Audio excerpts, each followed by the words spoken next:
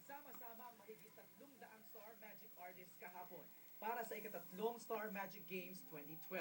Bahagi ito ng 20th anniversary celebration ng Star Magic, ang talent management arm ng ABS-CBN. Iba yung gana feeling kasi it's not about the work.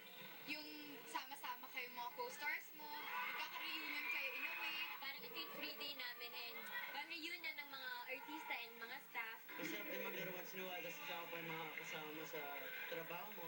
4 na kupunan ang naglaban-laban sa mga laro, gaya ng badminton, tug of war, patintero, volleyball at ang all-star basketball. Ang red team ni Kim Chiu at Raver Cruz ang nanguna sa badminton. Nakatapat naman ni Kim sa volleyball game, ang on-screen partner niyang si Sian Lim na team captain ng blue team. Nanalo kami. Ay, wag ka sinungaling!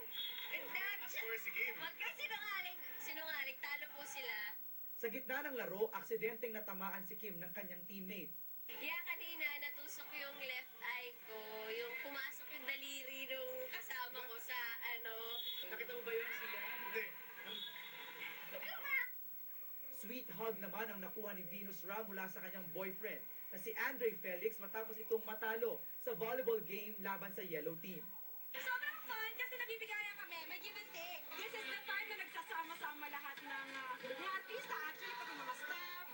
Yellow Team din ni na Gerald Anderson ang nagwagi sa basketball game. At runner-up naman ang blue team ni na Sian Lim. MJ Felipe para sa Umagang Balita.